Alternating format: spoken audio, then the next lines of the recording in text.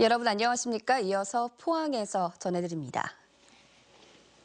오늘은 맑고 쾌청한 하늘이 드러나겠습니다. 기온은 포항과 경주가 29도까지 오르면서 더운 하루가 예상되는데요. 자외선 지수도 매우 높겠습니다. 송예림 기상캐스터입니다. 네, 오늘은 맑고 쾌청합니다. 햇볕을 막아주는 구름도 없어서 낮 기온이 쑥쑥 오르겠는데요. 오늘 포항과 경주의 낮 최고 기온 29도까지 오르면서 덥겠습니다. 다만 외출하실 때는 겉옷 한 벌 챙겨 나가셔야겠는데요. 일교차가 크게 벌어지면서 감기에 걸리실 수 있겠습니다. 조심하셔야 될 것이 하나 더 있습니다. 바로 자외선인데요. 햇볕이 강하게 내려지면서 우리 지역의 자외선 지수는 매우 높은 단계까지 오르겠습니다. 선크림 꼭 발라주시고요. 선글라스도 꼭 챙겨 나가시기 바랍니다.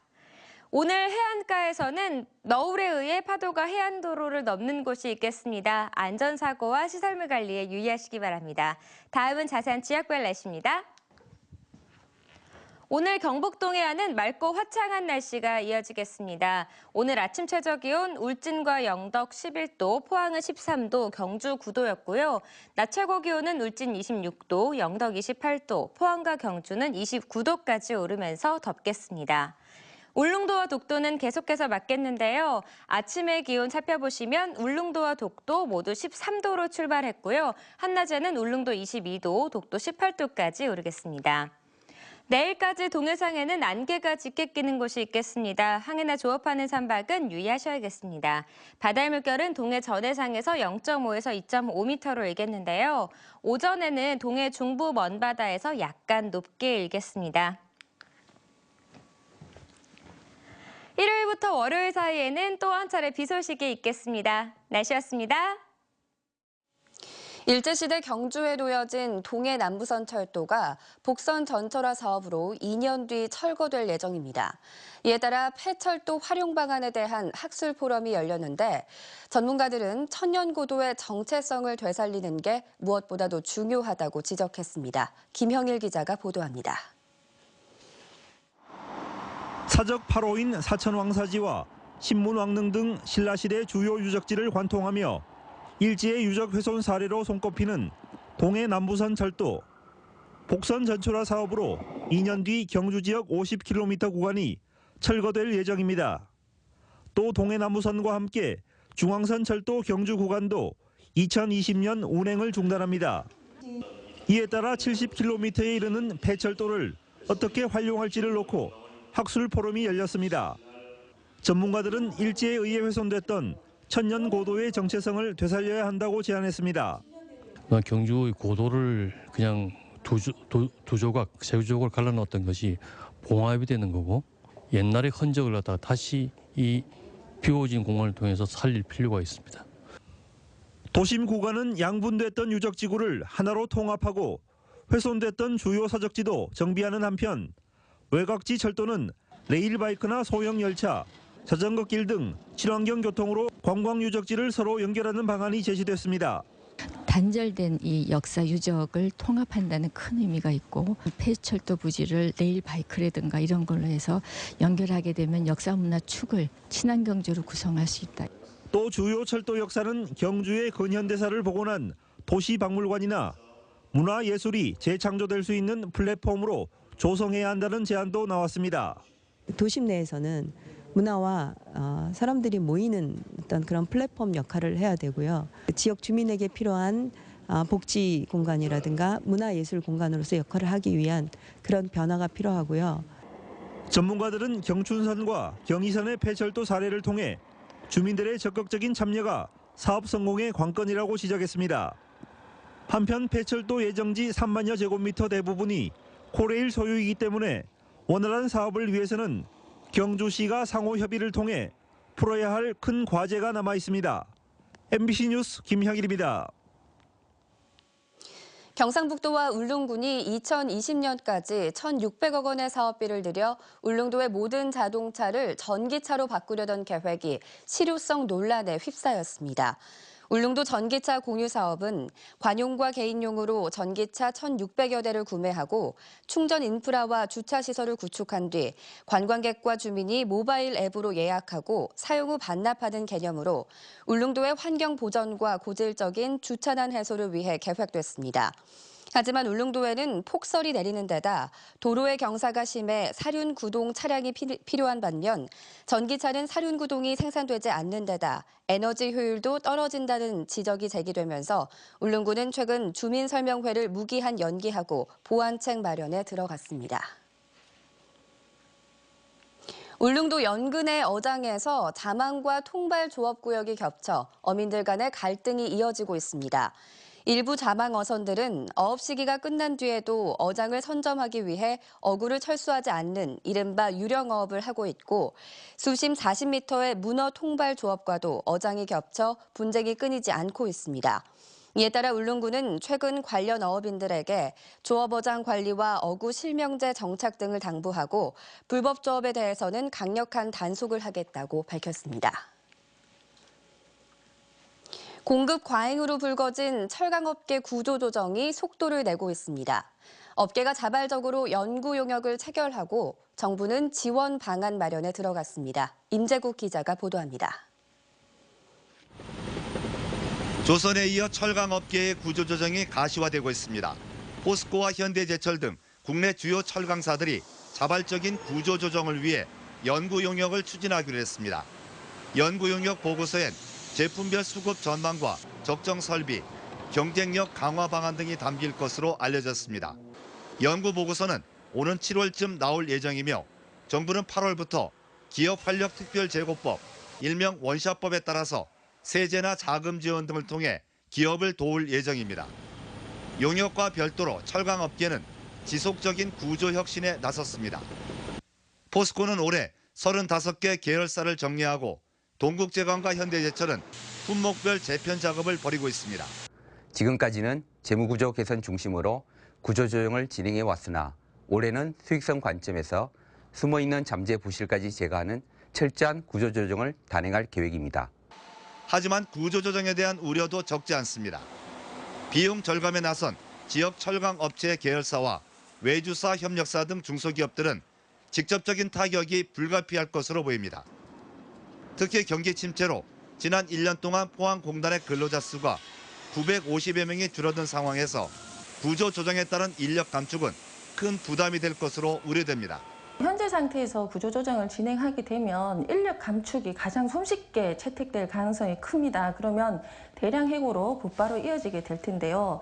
현재 포항시는 노동 인력의 대량 해고에 대해서 대책이 전무하다라고 봐도 과언이 아닙니다.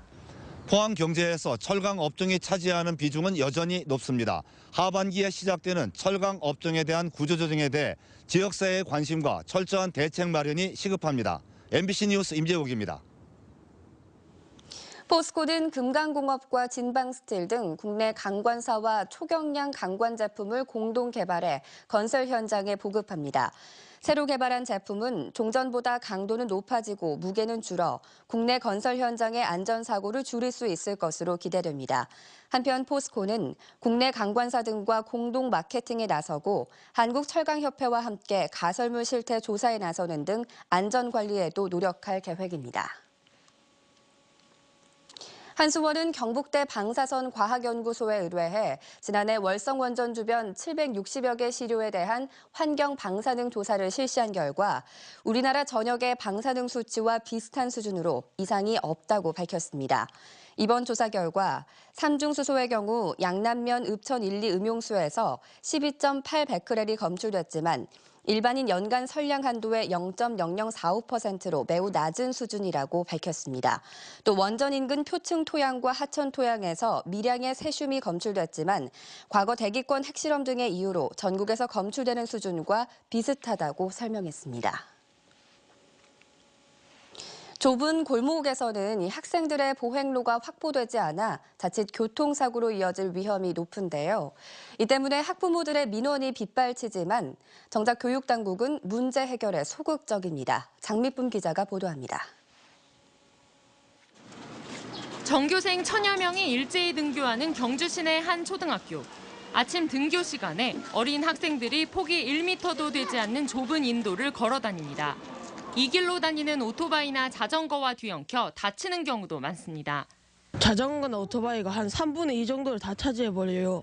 그러면 사람들이 다치는 경우가 엄청 많거든요. 거기서 어떨 때는 진짜 오토바이에 걸려가지고 넘어져서 심하게 다친 애도 있거든요. 20-30년 전 경주시 도시계획 당시 인도를 반영하지 않은 도로들이 많아 사정이 비슷한 학교들이 많습니다. 도로교통법상 일반 도로의 인도폭은 적어도 2m 이상은 돼야 하지만 이곳은 1m에 불과합니다. 2명이 다니기에도 좁거든요. 그래서 어떤 아이들 같은 경우에는 인도 밖으로 이렇게 다니는 경우도 있어요. 그래서 차가 이렇게 지나가면서 위험하잖아요, 사실. 아이들이 수시로 지나다니는 이 길은 어른 한 명만 겨우 지나갈 수 있을 정도로 빠듯한데 벌써 10년째 방치돼 왔습니다. 당시 학교 주변이 어린이 보호구역으로 지정되면서 뒤늦게 인도를 설치했지만 가뜩이나 도로가 좁아 제대로 만들지 못한 겁니다. 결국 인도를 넓히려면 학교 부지 일부를 통학로로 써야 하는 상황. 어린이 보호구역 내에 인도 폭이 좁아서 확장하려니까 또 도로 폭이 좁고 그래서 지금 교육청 관계자분들과 계속 협의하고 있습니다. 경주시가 뒤늦게 학교 담장을 안쪽으로 옮기고 인도를 넓히자고 제안했지만 해당 학교와 교육청은 당초 도시계획을 잘못한 경주시의 책임이라며 학교 땅을 내놓을 수 없다는 입장입니다. 저 아파트가 서고 난 우리 학교 부지를 더 들려준 걸로 알고 있습니다. 그랬는데 또 넓혀라. 인도 문제로 좀 고려해봐야 되겠네요. 교육당국조차 남탓만 하며 문제 해결에 손을 놓은 사이 아이들의 아슬아슬한 등굣길은 계속되고 있습니다. MBC 뉴스 장미품입니다. 해양수산부는 동해안 대표 어종인 오징어와 고등어, 참다랑어에 대해 FTA 피해 보전 직불금을 지급하기로 했습니다. 이에 따라 직불금 지급 대상과 금액 산정 기준을 최종 결정하기 전에 이달 말까지 어업인들의 의견을 수렴한 뒤 다음 달 신청을 받을 계획입니다. FTA 피해 보전 직불제는 FTA에 따른 수입량 증가로 피해를 입은 국내 생산자에게 가격 하락분의 일정 부분을 보전해주는 제도로 올해부터는 직불금 보전 비율을 종전 90%에서 95%로 인상할 예정입니다. 포항 영일대 해수욕장이 다음 달 7일 경북에서 가장 먼저 개장합니다. 포항시는 영일대 해수욕장을 지난해와 비슷한 다음 달 7일, 월포와 칠포 등 나머지 5개 해수욕장은 다음 달 25일 개장해 8월 말까지 운영하기로 하고 백사장과 편의시설 정비에 들어갔습니다. 포항시는 KTX 개통에 이어 다음 달 말 포항 울산 고속도로가 완전히 개통되면 올해 피서객은 지난해보다 10% 이상 늘어난 400만 명을 넘을 것으로 전망했습니다. 최근 프라임 사업 대학 선정으로 인문사회 계열 위주로 대학의 정원이 대폭 줄어들게 됐습니다. 당연히 후폭풍이 고3 수험생들에게 미칠 수밖에 없는데요. 수험생들은 사실상 입시가 시작된 가운데 정원이 조정됐다며 혼란스러워하고 있습니다. 보도에 조재한 기자입니다. 교육부는 지난주 산업연계교육 활성화 선도대학, 이른바 프라임 사업에 21개 대학을 선정해 발표했습니다. 21개 대학은 인문사회와 예체능계 정원 4,200여 명을 줄이는 대신 공학계열 정원을 늘리기로 했습니다. 대구 경북에서도 경북대와 영남대를 비롯해 5개 대학이 포함됐고 올해 치르는 대입부터 적용하기로 했습니다. 탈락한 대학들도 상당수는 프라임 사업을 신청하며 내놓은 정원 조정 계획을 그대로 추진한다는 방침입니다. 수험생, 특히 문과 계열 학생들의 혼란과 반발이 클 수밖에 없습니다. 갑자기 발표를 해버리니까 저희 입장에서는 인원이 줄어드는데 이과로 바꿔버릴 수도 없고. 진학 담당 교사들도 학생들이 진학을 염두에 둔 학과가 없어지기도 한다며 입시 지도에 어려움을 호소합니다.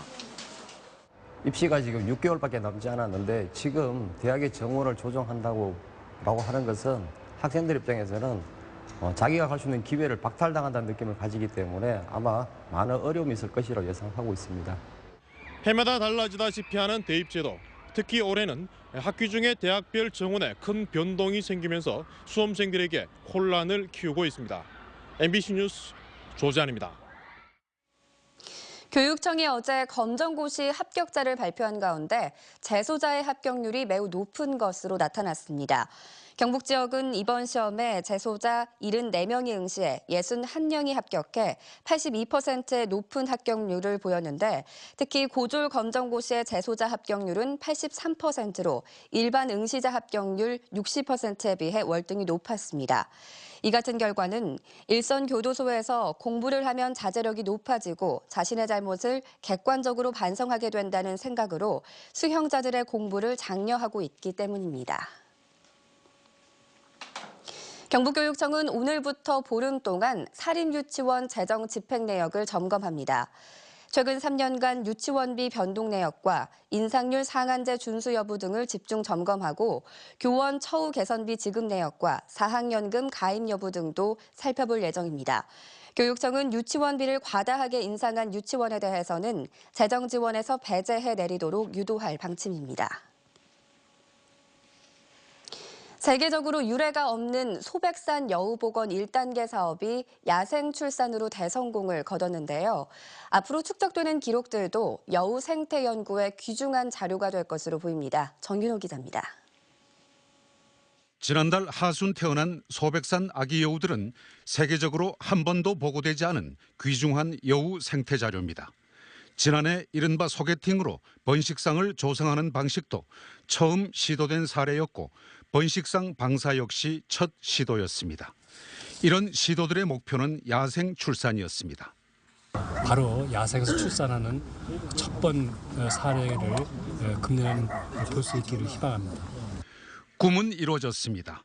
덧붙여 출산지의 형태와 이동, 2차 서식지 마련, 먹이 활동 같은 여우의 다양한 습성도 확인됐습니다.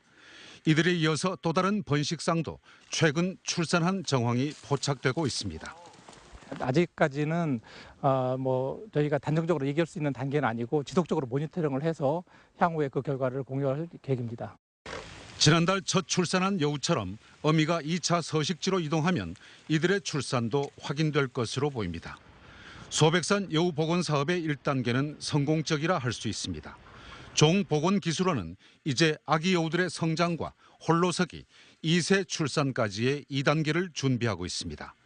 번식상 조성과 야생 출산만 해도 선행 사례가 없는 것이지만 2단계 과정은 멸종된 여우 복원의 완성이라 할 수 있습니다. 아직은 조심스럽고 향후에 만약에 자연적으로 한다 그러면 이게 지구상에 유례 없는 그런 결과가 아닌가 판단하고 있습니다. 지난달 하순 태어난 아기 여우들과 어미는 베일에 쌓여있던 여우의 생태를 생생하게 보여주고 있습니다.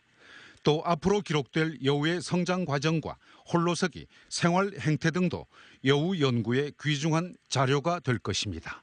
MBC 뉴스 정윤호입니다. 경상북도 수산자원연구소는 지역에서 고래치로 불리는 쥐노래미를 대규모로 시험 양식하기로 했습니다. 지난 2014년 대량 종묘 생산 기술을 확립한 수산자원연구소는 지난해 가두리 양어장에서 가능성을 확인하고 올해는 육상 양어장 3곳과 가두리 양어장 1곳에 모두 25만 마리의 쥐노래미를 치어를 사육해 경제성 등을 분석하기로 했습니다. 횟감으로 각광받고 있는 쥐노래미는 저수온과 여름철 적조에도 비교적 강해 동해안에 적합한 양식 어종으로 평가받고 있습니다. 포항시 남북구 보건소는 늘어나는 치매를 줄이기 위해 예방과 관리에 적극 나서기로 했습니다. 포항시는 공모사업에 선정된 남구 장기면 산서리 마을에 3천만 원을 들여 텃밭과 사랑방을 설치해 치매 선도대학을 운영하고 보건계열 학생들이 치매 서포터즈로 나서도록 할 계획입니다. 또 경로당을 중심으로 인지 강화 프로그램을 운영하고 치매 조기 검진을 지원하며 치매 환자 가족의 상담도 지원하기로 했습니다. 지난 2014년 기준으로 전국의 치매 환자는 61만 명으로 추정되고 포항은 6,500명으로 추산됩니다. 포항 야구장에서 열리는 경기 수를 지난해 10경기에서 올해 6경기로 일방적으로 축소한 삼성 라이온즈가 6경기 모두를 팬들이 적게 찾는 주중 경기로 배정했습니다. 지난해의 경우 포항 10경기 중 3경기를 금, 토, 일 주말 경기로 배정해 대구에서 대규모 응원단이 포항을 찾아 지역 경기 활성화에 큰 도움이 됐지만 올해는 주중인 화수 목요일에 경기가 열릴 예정이어서 포항을 찾는 관중이 크게 줄어들 것으로 예상됩니다. 한편 삼성 라이온즈는 오는 17일부터 19일까지 한화, 7월 12일부터 14일까지 롯데를 상대로 포항에서 3연전을 치릅니다. 동북지방통계청에 따르면 올해 1, 4분기 대구 경북 지역 산란개는 1,422만 마리로 지난해 같은 기간보다 7.1% 늘고 육개는 932만 마리로 지난해 같은 기간보다 0.8% 늘었습니다. 산란개는 가격 상승 기대 심리가 작용했고 육개는 행락철 닭고기 수요에 대비하면서 늘었습니다. 그러나 오리 사육수는 7만 마리로 가격 전망이 좋지 않아 지난해 같은 기간보다 47%나 줄었습니다. 다음은 오늘 열릴 행사 안내입니다. 서울 대성학원 이영덕 소장을 초청한 2017년 대학 입시 전망과 대책에 대한 특강이 오후 2시 포항시청 문화동 대자몰에서 열립니다. 또 금난새와 함께하는 포항시민대화합 음악회가 오는 오후 7시 30분 포항문예회관에서 개최됩니다. 영덕군은 오는 21일 경정해수욕장에서 열리는 2016 영덕 해파랑길 블루로드 걷기축제 참가 신청을 접수합니다.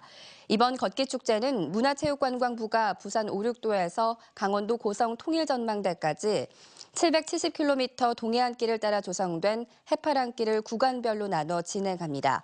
특히 영덕 구간은 해안절벽과 갯바위 등 경관이 수려해 블루로드로 불리는데 경정해수욕장에서 영덕대게 원조마을, 죽도산 전망대, 축산항으로 이어지는 B코스는 블루로드의 백미로 입소문이 나 있습니다.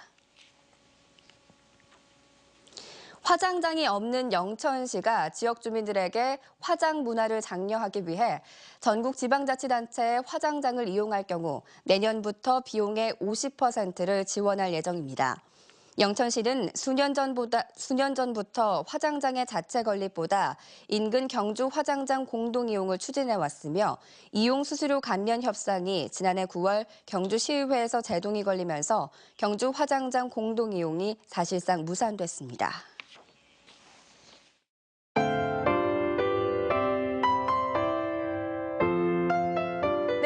맑고 쾌청합니다. 햇볕을 막아주는 구름도 없어서 낮 기온이 쑥쑥 오르겠는데요. 오늘 포항과 경주의 낮 최고 기온 29도까지 오르면서 덥겠습니다.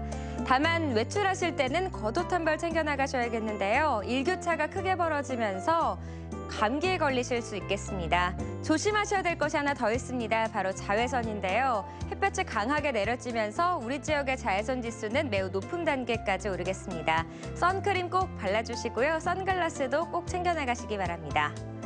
오늘 해안가에서는 너울에 의해 파도가 해안도로를 넘는 곳이 있겠습니다. 안전사고와 시설물 관리에 유의하시기 바랍니다. 다음은 자세한 지역별 날씨입니다. 오늘 경북 동해안은 맑고 화창한 날씨가 이어지겠습니다. 오늘 아침 최저기온 울진과 영덕 11도, 포항은 13도, 경주 9도였고요. 낮 최고 기온은 울진 26도, 영덕 28도, 포항과 경주는 29도까지 오르면서 덥겠습니다. 울릉도와 독도는 계속해서 맞겠는데요. 아침의 기온 살펴보시면 울릉도와 독도 모두 13도로 출발했고요. 한낮에는 울릉도 22도, 독도 18도까지 오르겠습니다. 내일까지 동해상에는 안개가 짙게 끼는 곳이 있겠습니다. 항해나 조업하는 선박은 유의하셔야겠습니다. 바다의 물결은 동해 전해상에서 0.5에서 2.5m로 일겠는데요. 오전에는 동해 중부 먼바다에서 약간 높게 일겠습니다. 일요일부터 월요일 사이에는 또 한 차례 비 소식이 있겠습니다. 날씨였습니다. 이상으로 뉴스투데이를 마칩니다. 여러분 고맙습니다.